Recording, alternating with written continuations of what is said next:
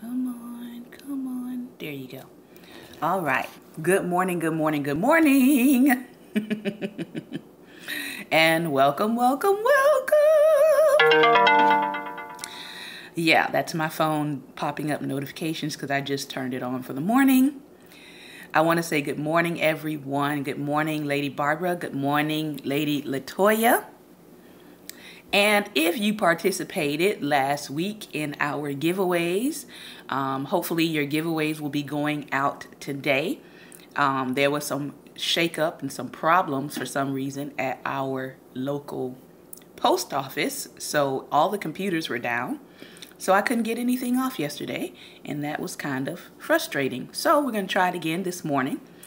Well, this afternoon after the broadcast. And hopefully I'll be able to give you a positive thumbs up that those things are on their way to you.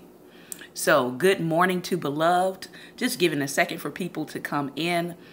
Yesterday I had several meetings early morning, and then I had some appointments to take care of my health progress and process, so I did not come on yesterday. But I decided, hey, we can combine Monday and Tuesday and call it Motivated Teachable Tuesday. So that's what we're going to do. And we're going to start off this morning with our book on hospitality. And then we're going to jump back into our Christopher Columbus and the African Holocaust. And we're going to read you a section from Dick Gregory's book, Defining Moments in Black History, Reading Between the Lies. And we have some time after that. I will introduce another book to you that I found from my local library that I've been checking out. It's called 30 Days a Black Man. 30 Days a Black Man. All right. And it's the forgotten story that exposed the Jim Crow South. So as most of you all know, I am interested in history about Jim Crow, about segregation, about the laws, because why? We need to understand what happened so that we can make sure that we don't relive the Jim Crow South. All right. So we may talk a little bit about this later in our broadcast today. I do have a bit of a scratchy throat, so I may be taking a sip of my hot drink here in between reading. So I hope that that does not disturb anyone. Well, whether it does or not, guess what? Sip on. So I hope that you have something to drink today. Maybe you're in an office space. Maybe you're in an office setting. I've gotten some information from people who are actually sharing these broadcasts with their coworkers and sharing these broadcasts in the public setting with their family members. So I want to say thank you to those of you who are allowing people to share this space and this time with you so that they too can learn, those people in your circle that are closest to you. All right. I want to say good morning also to those of you who are watching by YouTube live stream or will watch the playback there. And excuse me just one moment.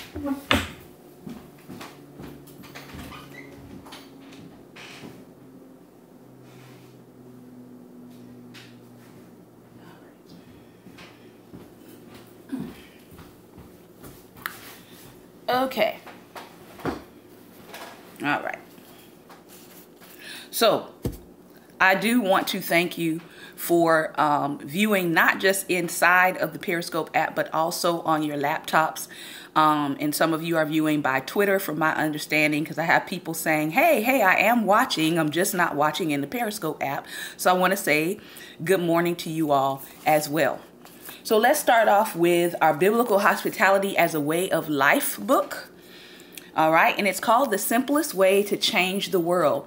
This is an excellent book that really breaks down doing ministry in your community, doing ministry in your home, and it breaks down the why of doing those things. Okay. So if you're interested in house ministry, if you are doing a home Bible study group, if you are trying to get your community engaged in doing community Bible studies, this is an excellent resource that kind of gives you the biblical why behind doing those things. Okay. So the section that we are reading today is called The Church That Left the Building. The Church That Left the Building. Just a couple of days ago, my husband showed me a picture of one of his friends. I believe he's a multi-millionaire. And the caption of his picture that he had posted on social media said, Sunday morning service at home. And he had his stand. He looked like he was in his living room, and he was preaching from his Bible, and his audience was his sons. I think that's very powerful. A lot of times people go out and they want to minister to the world, and they bypass and skip their family. So it is good to see a lot of people going back to the basics in the foundation of making sure they are ministering the gospel to their family, that they're not overlooking the needs of their own house in an effort to say, I'm doing ministry or I'm winning over the world, and your house is tore up from the floor up and your children are rebellious and they don't respect you and they don't listen to you. All right. And so I thought that was very powerful to see someone, on his level economically, still using basic principles of teaching your family first. All right. Because a lot of people are scrambling to be wealthy, especially in the church. There's lots of gimmicks out here of how to build wealth or how to get wealth quickly. But many people are leaving behind the foundation of seek ye first the kingdom of God in order to do it. And we don't want to be those kind of people. Right? Right. The church that left the building. The first church, founded after the Holy Spirit arrived at Pentecost in Acts 1, was marked by pervasive love and care for one another. Unlike many modern churches, which are centered around a physical building, they seem to be a people who lived hospitality everywhere they went. Somebody put live hospitality. Hashtag live hospitality. Consider this well-known passage from Acts chapter 2, verses 42 through 47. They devoted themselves to the apostles' teaching and fellowship, to the breaking of bread and the prayers. And awe came upon every soul, and many wonders and signs were being done through the apostles. And all who believed were together and had all things in common. And they were selling their possessions and belongings and distributing the proceeds to all as any had need. Thank you. And day by day, attending the temple together and breaking bread in their homes, they received their food with glad and generous hearts, praising God and having favor with all the people. And the Lord added to their number day by day those who were being saved. Now, if you unpack that, okay, and I'm not going to teach it today, but if you unpack that, there's a lot of things in here that people want, but they want to do it without this level of community. Let me sip my coffee. There's a lot of things that was said there that everybody is like, oh, this is the dream of the church. But we don't want to be intentional about this level of community to get what they had. All right? It says awe, reverence, wonder came upon every soul. Signs and wonders. Everybody says they want them. But where's the level of commitment to this level of community? They were together and had all things in common. It didn't mean that they were acting like each other and they were like little robots, They were not singing the same and talking the same and doing the same kind of shout and speaking in the same kind of tongues. That's not the common that they were talking about, okay? They were selling their possessions. It didn't say they gave all their possessions, okay, for scholars out there. It says they were selling their possessions and belongings and distributing the proceeds of those things to everybody. As people had need, Not as people had desires, not as people had covetousness, not as people was jealous of one person and therefore they felt they needed what that person had. No, they were distributing as people had need. All right. Day by day, they were attending temple together and then breaking bread in their homes. Now, lately, it's almost like leaders have to put on all kinds of programs to get people to want to attend worship together. Okay, I've got to put on a fashion show. I've got to put on a tea party. I've got to put on a music concert just to get you to have this desire to come together and fellowship. Notice it didn't say any of that. It said they attended temple together and they broke bread in their homes. All right. So just a little bit, go back and read that and really digest what was happening as a result of community with the believers.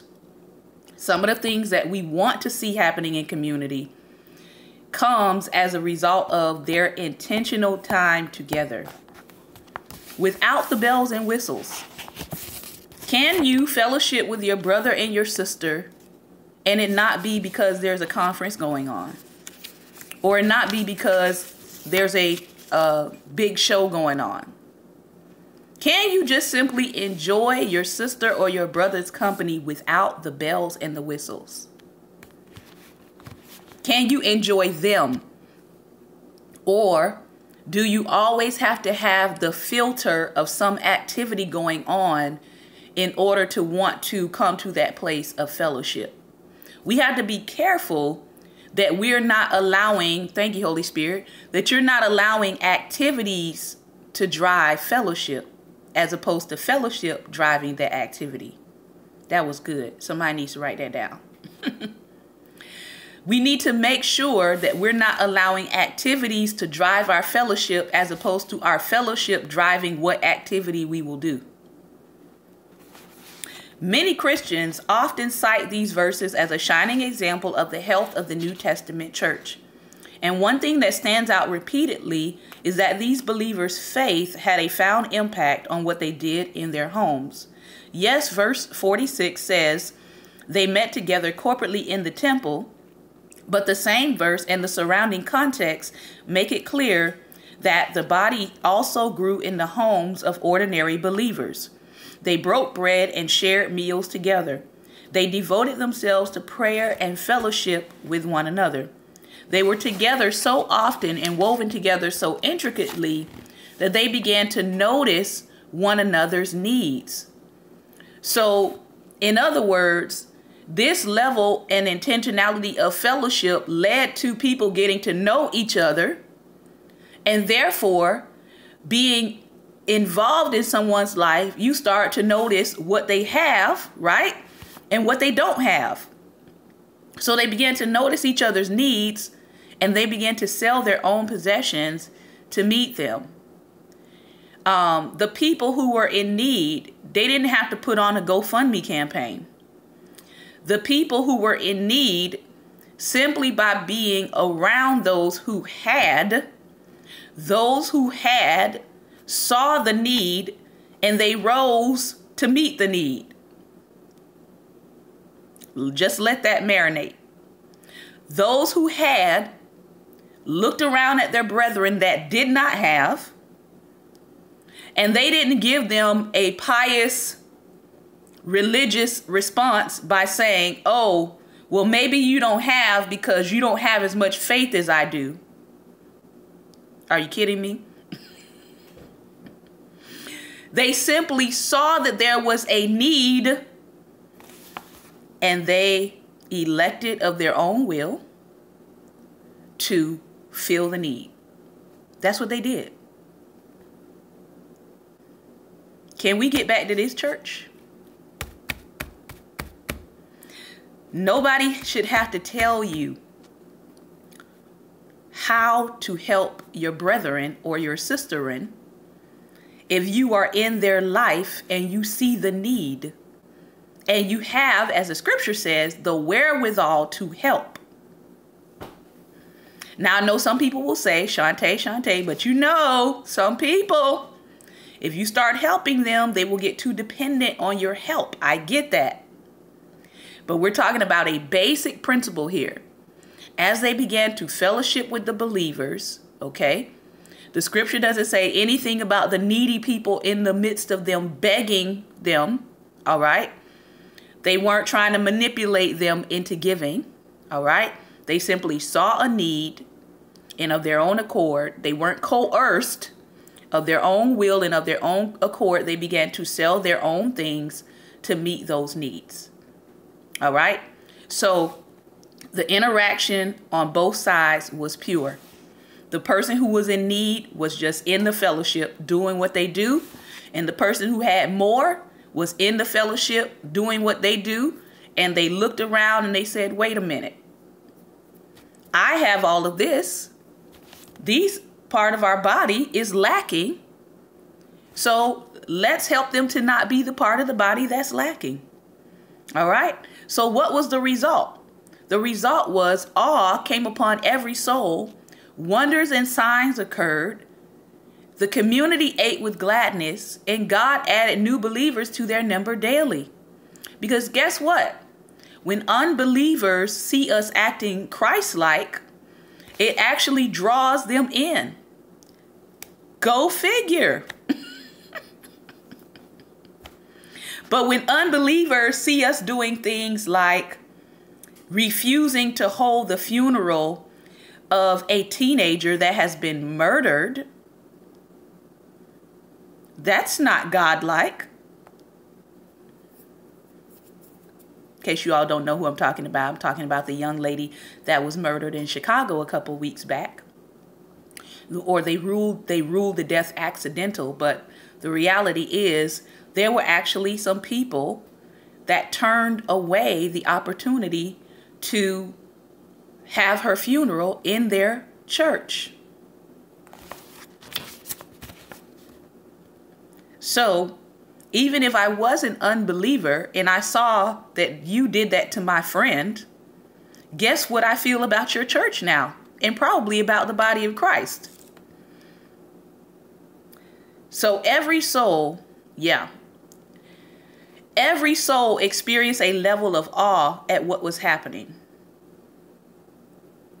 I wonder sometimes if the signs and wonders would come if we would simply do what community does. In other words, as the church was doing and being the body, people took notice, those within and those without. In other words, the early church certainly gathered corporately at the temple, but the existence of the early church went far beyond the temple. The church left the building quite literally and became the church in one another's homes, around meals, around prayer, and shared relationships. Let me give it to you one more time. Meals, prayers, and shared relationships. Meals, we're very good at eating. Yes, we are. Wherever there is food, wherever there's a restaurant, you can guarantee between 1 p.m. and probably about 4 p.m., you're going to see Christians out eating. That's a guaranteed. All right. Meals, prayers. Okay. We need help on that one, don't we? Because when a body of believers calls for a shut-in, in some areas, depending on how popular the leader is, you might get some people to come to, 24-hour prayer, 48-hour prayer. But I'm talking about prayers on a regular basis, because that's what they did. All right. Shared relationships. Meals, prayers, shared relationships. That was what was building this koinonia, this fellowship. Meals, prayers, shared relationships. God used this community and hospitality to bring many more to his table and into his family. So I got to ask myself a question. If I am living hospitality, am I creating a table where everybody has a seat? Or does my table only look like my favorite people? Does my table say nobody is allowed here but the beautiful people? Or nobody is allowed to sit at this table but the people who give a certain amount of money to the church? Or nobody can sit at this table unless they have a certain profession or occupation that they're a part of, because, you know, I want to be able to surround myself with well-educated people. So is it a problem that these people are at your table? No. The problem comes when nobody else can have a seat. Let me sip my coffee. I hope you're getting something out of this, because I know I am. So, hospitality is about bringing people to the table of God and into His family. Think about that. As a believer, hospitality is about bringing people to the table and them seeing a level of family that is already going on in heaven, but we're supposed to be manifesting it in the earth. I don't know about you, but I've run into several people who say, I don't go to church anymore. And part of it is this reason, that we have stopped being the table of the Lord where everybody can have a seat. They say, I don't go because I don't feel welcome. And so if we are honest with ourselves as the body of Christ, we've got to look at what are we doing that is pushing people away. I'm not talking about the truth, because the truth is always controversial and somebody's going to like it and somebody's going to receive it and somebody's not. But I'm talking about our practices outside of preaching. Again, I'm going to give them to you again. Meals, prayers, and shared relationships. My husband and I, we have run into and had several conversations with people down through the years who would say things like, I've been at a church or I've been at a ministry for 5, 10, 15 years, and no one has ever invited me to their house.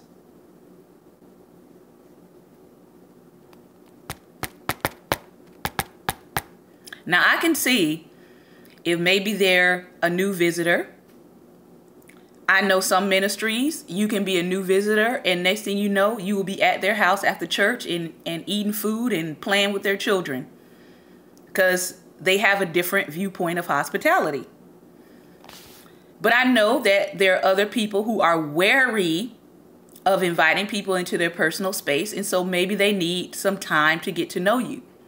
But if you've been in what I call pseudo community, because that's pseudo community to me, if you've been somewhere 5 years, 10 years, 15 years, 20 years, but the only relationship you have with the people that you attend service with is in service, then you need to evaluate, where's your hospitality? Where is the sense of community? Or are you only gathering around the activities that happen at a building? There is a difference between coming together for activity and really, as the author here is talking about, a shared relationship. I know who you are. I know what you do for a living. I know whether or not you have children. I know if you're a widow or if you're married.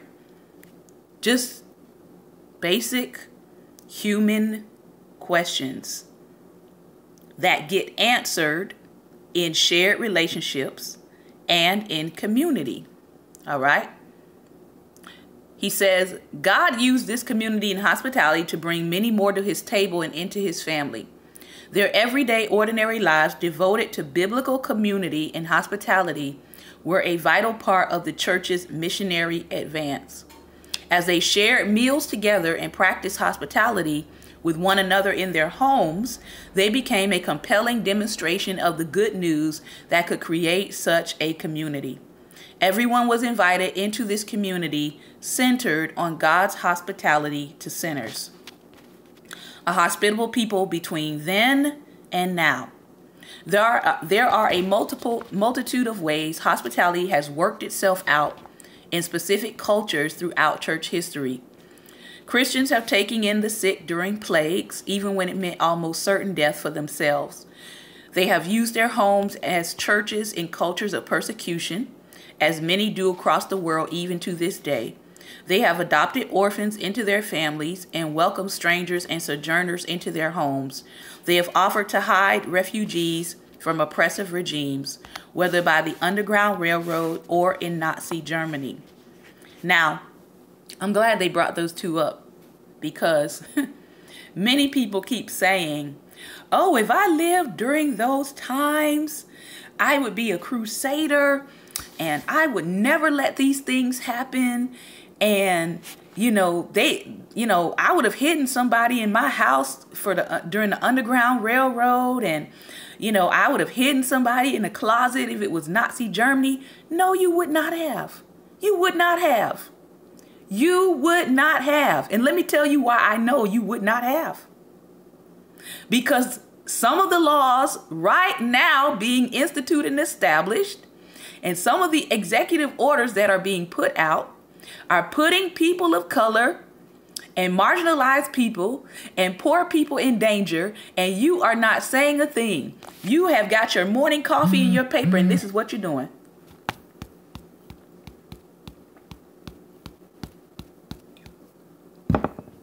That's what you're doing. So please don't tell me that all of a sudden you would become this heroic person risking your family, your home, your life and limb to do what those people did, because you're not doing it now. As a matter of fact, you would have been the person giving directions to the slave catchers as to where they could find the slaves. You, yes, I'm talking to you. You know who you are. You would have been the person saying, oh, those no good Jews, they're not following the law. The law says they need to have on a yellow star so everybody can know that they are Jews, and they don't have that star on. I'm going to report them now. I got a next door neighbor who is not wearing his star. He better let everybody know that he's a Jew. That would have been you, ma'am, and you, sir. So don't lie to yourself. Don't lie to yourself. Just don't do it. All right? You would have been the same person talking about these people don't need to be out here marching in our streets. That daggone Martin Luther King Jr. always coming to somebody's city to stir up unnecessary stuff. I just want to go to the cafe and get my coffee. I don't want to see these Negroes and Neglettes sitting at the coffee counter with me. I just want a cup of coffee and I want to read my paper, and I don't want to hear about what else is going on in the world because it doesn't affect me. That would have been you, ma'am, and you, sir. How do I know? Because you're doing it right now. You're doing the same things that people of the past did when they did not understand that times were changing. You're doing the same thing now that people back then did when they would tell people things like, just wait a little longer. Be a little more patient. I know I've been free all my life, but give it another 50 years and you will eventually get some freedom, but you just need to be patient. I mean, I understand you have a 220-year gap in catching up with us for wealth and for your future generations. I understand that it's going to take them 220 years to catch up with us, but just be a little bit more patient. You're getting a little too riled up about these unjust scales and these unjust balances and these false weights. So claiming that you would have been hospitable back then when you're not hospitable now is lying to yourself. So I want you to stop. I just want you to stop lying to yourself. Understand your mentality and your mindset, and just go ahead and say to God, you know what? I'm just not there yet. I'm not there yet. I do think, be honest with yourself. Tell yourself, I do think that black people need to stop talking. Some of you think that. So just be honest with yourself and tell God what you think so he can do the necessary work in you. All right? Be honest with yourself. Tell God, them black people is getting on my nerves. They always marching. They always asking for stuff. And I just don't understand it. I don't get it. Because in my mind, I feel like they've come a long way and they just need to stop asking for equal rights and justice. So go ahead and have that conversation with God. Okay? Tell him how you really feel. And then listen for God to speak back to you. Right? Because I guarantee if you listen for God to speak back to you, you won't be going back and forth with people on the internet. Because he does have something to say. But the question is, are you ready to hear it? A hospitable people today. Christians have used their homes as a means to advance the gospel throughout history of the church, both in ordinary and extraordinary ways. In view of the more noteworthy or radical examples, however, it's important not to lose sight of the fact that much of the gospel spread through history and geography has been on the back of the more ordinary sharing of lives through biblical hospitality, through the simple everyday actions of believers who open their lives to those around them to physically communicate God's love and pursuit. Let's just pause right there, because he said something very important.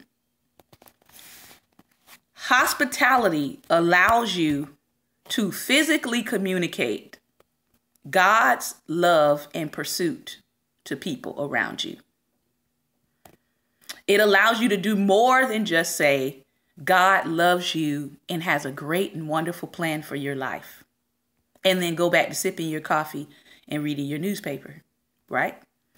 Hospitality allows you to physically communicate God's love and pursuit.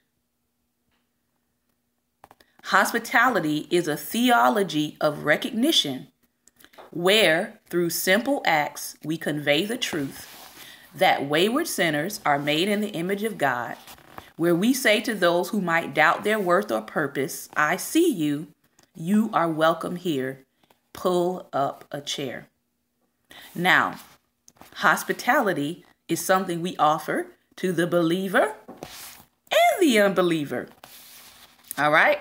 So we want to make sure that we're not over here in one extreme where unbelievers are welcome, and then on the other side, we don't show any hospitality to the household of faith. That's an imbalance. This may not feel quite as glamorous as hiding a refugee in your basement, but it is equally important. When you stop to think about how many everyday conversations and meals shared in homes it must have taken for the gospel to reach you from where it started across the globe 2,000 years ago, it is astonishing. Unlike throughout history, we do not suffer from a plague in which thousands of people are dying. And if there were, we have hospitals now to send them to. There likely won't be a family from another region traveling through your neighborhood tonight looking for a place to stay. We have hotels for that. Although, let me put a caveat in there. He just wrote this book, by the way. He said, and I quote, there likely won't be a family from another region traveling through your neighborhood tonight looking for a place to stay. Well, based on our current laws, there actually just might be. And then he said, we have hotels for that. But if you've been paying attention to the news, you know that a recent brand of hotels, or motels rather, Motel 6, I believe, Motel 6, was giving away people's personal information while they were at the hotel, so they could be accosted and searched. So even though he has said, even in his book here, we have hotels for that. Well, guess what? If hotels are seen as a dangerous place to stay now, you just might see a family from another region traveling through your neighborhood tonight looking for a place to stay. There aren't people in our country being hunted down by an oppressive government whom we can hide in our basements. Really? Let me read that one more time. Because this is a perspective of someone who is not a minority. There aren't people in our country being hunted down by an oppressive government whom we can hide in our basements. Well, let's see. What just came out from the FBI? Anybody know? Lucky guess? Anybody? The FBI just sent out a memo. They didn't send it out publicly, all right? But the news reported the memo that they sent out amongst law enforcement officials. And the memo said, Black identity extremists. And then the memo went into detail talking about the characteristics of these so-called extremists.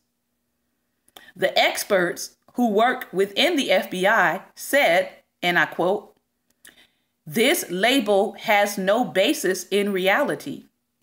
But whether or not it has basis in reality, guess what? It's out there and it's been distributed, and people can now use it as a means to sequester, to question, to, as some leaders have recently experienced, detain you in an airport internationally. So when this person says, and I'm sure he means well, there aren't people in our country being hunted down by an oppressive government, that would depend on your ethnicity, whether or not you feel this government does oppressive things. If you're white and male, chances are you're not feeling oppression from the government. All right, gonna keep reading. Just had to put that caveat in there. Although some immediate needs that Christian hospitality was able to meet throughout history may have changed in some ways, we must not assume the need for Christian hospitality has vanished. That is a lie, which has kept us from using our homes as weapons in the spiritual war raging around us. The people around us may not be dying of a physical plague, but they certainly suffer from spiritual ones. They may not need a place to sleep tonight, but they certainly need somewhere they can belong, somewhere they can learn about God's remedy to their hopelessness or loneliness. They might be able to provide their own food for dinner, but they really need a person who follows Christ to invite them to their home for dinner in a small act that communicates, I see you, and if I see you, then God sees you. No matter what situation or culture you find yourself in, God is still moving through his people's hospitable actions and attitudes. He has entrusted you with this great thread of history to continue his mission of seeking and welcoming those who are far from him. And that might be as simple as reserving one night a week just for the sake of hospitality. Now, I will tell you again, this is one way you can do hospitality, but as we hashtagged earlier, I like to practice living hospitality, meaning every day If I am out and about in the community, in the marketplace, I like to practice doing something hospitable for someone else. All right, we're moving on. Christopher Columbus and the African Holocaust. Remember last week we talked about the slave trade and slavery in retrospect. And now we're going to talk about the slave trade and how it started, how and why it started. Okay. And this is only a few pages, so we'll be able to get through it and move on. To understand the African slave trade, we must understand slavery as an institution almost as old as human society. Every people, sometime or another, have been slaves. In fact, Europeans enslaved other Europeans for a much longer period than they enslaved Africans. Slavery was a permanent feature of the ancient world in Egypt, Kush, and Rome.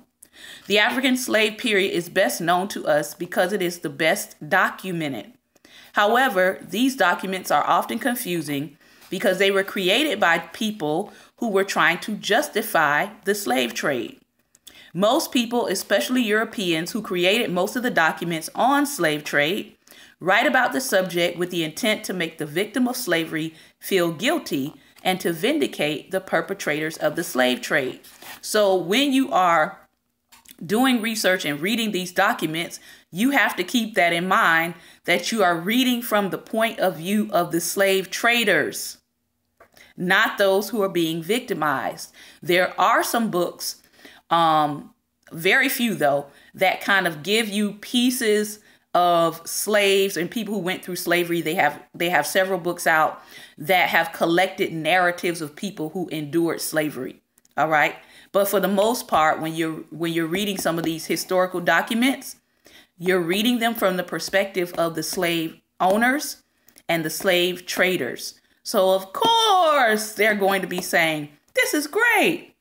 They're well taken care of. We didn't beat them that bad. So you have to keep that in mind when you're reading.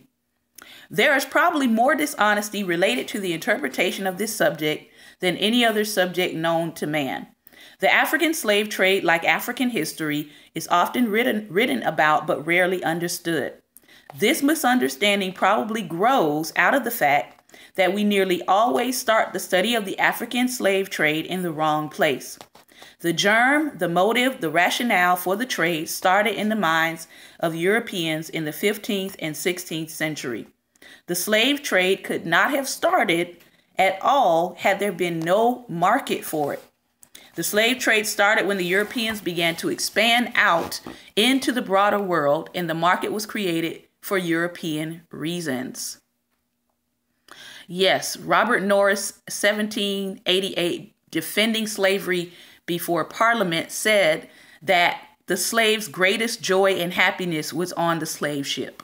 So again, they heard testimony from someone who benefited from the trade. So of course he's not going to say these people are being starved and they're jumping off the ship and, there's disease on the ship. He wasn't going to give you the actual narrative of the suffering of the slaves, because then that would have forced them to stop the trade sooner than later. The story of the African slave trade is essentially the story of the consequences of the second rise of Europe. Okay, this is the piece that a lot of people leave out. Why was this slave trading necessary? It helped the second rise of Europe take place. In the years between the passing of the Roman Empire in the 8th century and the partial unification of Europe through the framework of the Catholic Church, Europeans were engaged mainly in internal matters. With the opening of the New World and the expulsion of the Arabs and the Moors from Spain during the latter part of the 15th century, Europeans started to expand beyond their homeland into the broader world. They were searching for new markets, new materials, new manpower, and new land to exploit. The African slave trade was created to accommodate this expansion. So they needed new markets, they needed new materials, they needed new manpower, and they needed new land. So guess what they said? Where can we get it and where can we find it?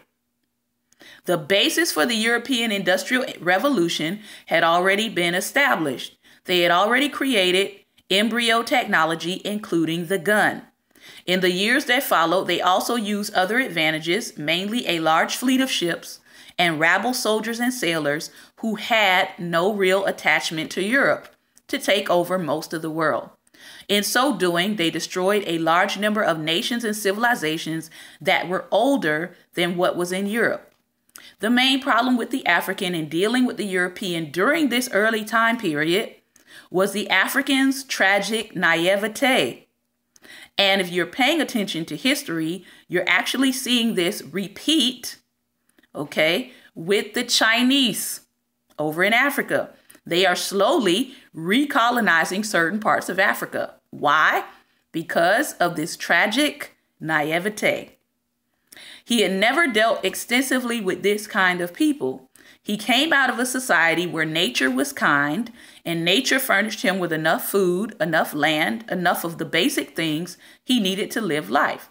These old African societies were governed by honor and obligation. Land could neither be bought or sold, and so there were no fights over the ownership of land. The land belonged to everyone. The European, coming from a society where nature was rather stingy and where he had to compete with his brother for his breakfast, his land, his woman, had acquired a competitive nature that the African could not deal with. In order to justify the destruction of these African societies, a monster that still haunts our lives was created. This monster was racism. The slave trade and the colonial system that followed are the parents of this catastrophe. The Europeans, mainly the Portuguese, came to the west coast of Africa in the 15th century, and they were not at first looking for slaves. They were searching for gold and other treasures that lured them to Africa. They did not have to fight their way to the continent into it because they came as guests and therefore they were treated as guests. But then they grew strong, decided to be conquerors, and turned on their hosts. Sounds familiar. Another myth we have to dispel is that the Europeans came to Africa to spread civilization. Actually, most of the great civilizations in Africa had declined after the coming of the Europeans. For years, the Europeans had been hearing rumors about African cities of gold and their beautiful women. There were also legends circulated in Europe about a great emperor in Ethiopia called Prester John. That's a little homework for you. Go look up Prester John, Prester John. But when the Portuguese arrived in Africa, Prester John had been dead for 300 years, and they looked for him on one side of Africa when he had been on the other. But no European came to Africa to tame the raw savage. When the Europeans first saw the cities of Africa, they reported that these cities were well designed and that the African was civilized. But 50 years later, when they wanted to justify the slave trade, they started the myths about savage Africa with no organized societies, no cities, even no knowledge of the wheel. The European did not enter Africa to bring civilization. In fact, no nation ever really invades another nation for any other reason than to exploit that nation and its resources. This is true even when whites invade whites. It's true when the browns invaded the browns, and it's also true when blacks invade blacks. The intent of every invader, no matter what his color, is to establish his own way of life, and in nearly every case, the local culture suffers. This happened when the Europeans invaded the west coast of Africa. We have their word that they did not meet an uncivilized people. We also have their word that they encountered not only well-organized societies, but these societies had a great deal of order and beauty. In 1434, a small fleet of Portuguese ships sailed down the coast of Africa and established some trading posts. By 1441, they were taking some of the tropical riches out of Africa and also a few slaves they bought who had been prisoners of war captured in some local skirmishes among Africans. By 1482, they had built the fortress of Elmina Castle, which still partly stands today, the beginning of forts built by the Europeans along the coast of West Africa to begin to protect themselves from the Africans when the slave trade was finally established. In fact, the slave trade did not really get underway until the Europeans had built these fortresses. And while building the forts with the help of Africans, they were telling the Africans that they had come to deal in honorable trade. And native and naive Africans believed this story. These fortresses actually served as the holding stations for the slaves that they were shipping to the New World. Incidentally, the Scandinavians entered the slave trade after the Portuguese, but they did not have any success of any good magnitude, and so they became middlemen in the slave trade. Then, when the Arab and Moors were expelled from Spain, they returned to Africa after being masters of the sea for 750 years. They had no sentimental attachment to Africa. They began to prey on the nations south of the Sahara, principally the old empire of Songhai. They first claimed the salt mines, for salt was so precious then that traders gave 2 parts of gold for 1 part of salt. They sent troops from what is now Morocco down into this area. The fight over the salt mines at Tagaza on the edge of the Sahara Desert became a great political and economic struggle. But something else happened too. Christopher Columbus had, by sheer accident, started to look for the East Indies, and instead found what was later called the West Indies. A new world was open to Europeans, and they promptly began their exploitation. Next week, we're going to talk in chapter 6 about the time of troubles. And we're closing today with Mr. Dick Gregory. So that means next time we will look at the book 30 Days a Black Man. Mr. Dick Gregory is going to talk to us about the assassination of Abraham Lincoln today, and then we're going to close. The assassination of Abraham Lincoln. People talk about Abraham Lincoln like he was the best friend black folks ever had because he freed the slaves. Lincoln didn't care a thing about black folks, and he sure wasn't their best friend. Now, you can look this up. Lincoln met with a room full of black men in the White House and told them they weren't as smart as white people. One of his ideas for what to do after slavery was to round up black folks and send them to another country. And guess who is probably going to pick up that suggestion that Abraham Lincoln was trying to get done? I wonder what president is thinking about rounding up black people and sending them to another country. Think about your best friend. Would he or she tell you to your face you're as stupid as the day is long and then try to get you to move out of the country? If the answer is yes, you need a new best friend. Or else, maybe your friend is right about the stupid part. Lincoln didn't care one way or another about black folks or about slavery either. He wanted to preserve the Union. That's all. Here's what he said, and I quote, "If I could save the Union without freeing any slave, I would do it. And if I could save it by freeing all the slaves, I would do it. And if I could save it by freeing some and leaving others alone, I would do that." Now, maybe that doesn't sound like somebody who hates black people. It doesn't exactly sound like somebody who has their best interests at heart either, does it? Abraham Lincoln was a white man of his time. That's the long and the short of it. Folks say Lincoln got killed for freeing black folks. Maybe, maybe not. Think about this a minute.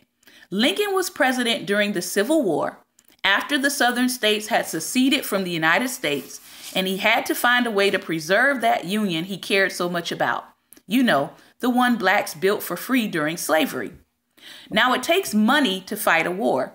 If you're fighting in the army, but you don't get paid, pretty soon you might just stop fighting. And plus, you've got to eat.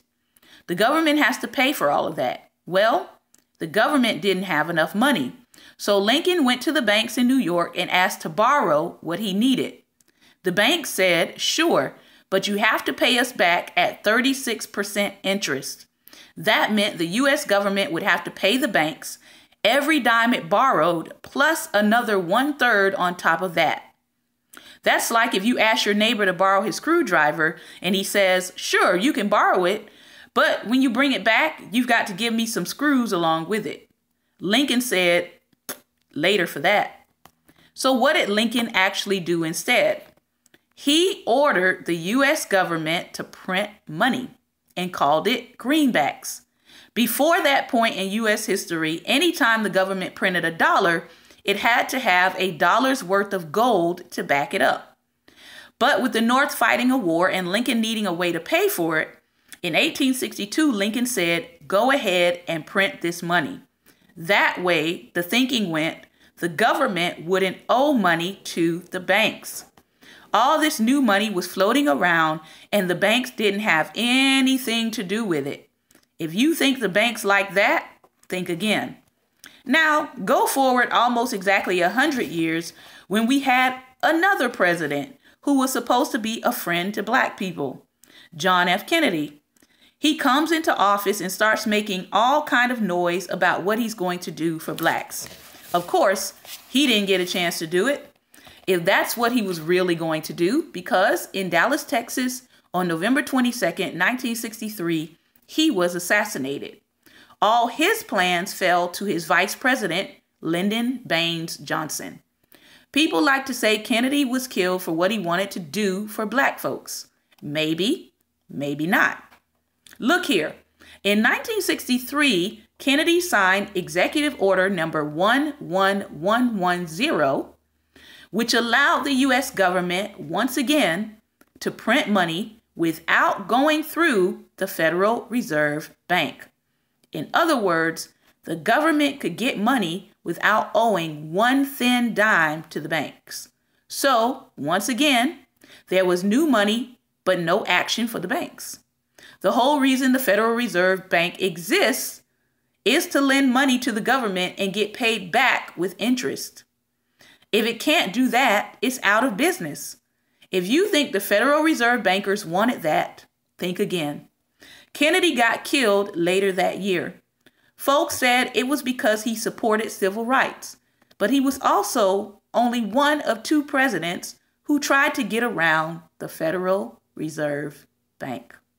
The other one was Abraham Lincoln. I don't know. What do you think? Dick Gregory, defining moments in Black history. Something to think about, right? All right. I want to thank you for your time and your attention for today's Daring Dialogues. I hope that you are thinking. I hope that you will leave this broadcast and go research the Federal Reserve Bank and what their purpose is. They are not tied to our government, by the way. So that's just a little hint. And I hope that you have a great and wonderful day. Remember, light is the most daring opposition to darkness. So please go out today and be light in your world. Take care and God bless.